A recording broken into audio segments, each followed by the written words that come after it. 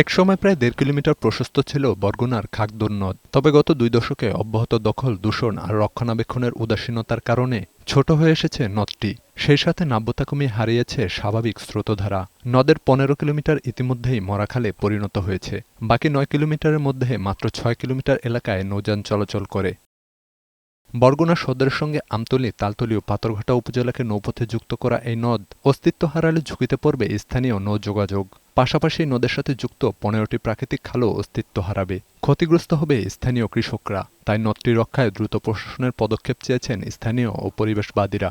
নদীর দুই পাশে অবৈধ ঘরবাড়ি দখল করার কারণে বরগুনাতে এখন কোনো লঞ্চ চলাচল করে না। এবার নদী কাটিয়ে পরিষ্কার করা দরকার নাই, লঞ্চ আসতে পারবে না। অনেকদিন ধরে লঞ্চ বরগুনা ঘাটে আসতেছে না। দখলমুক্ত করে খাগদর নদকে ধীরে ধীরে তার প্রাণ ফিরিয়ে দিতে হবে। খাগদর নদে জায়গা দখলকারীদের বিরুদ্ধে উচ্ছেদ অভিযান চলমান আছে বলে জানালেন বরগুনার জেলা প্রশাসক।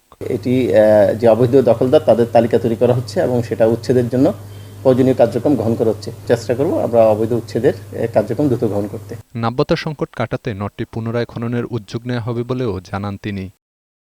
ডেস্ক রিপোর্ট, বৈশাখী সংবাদ।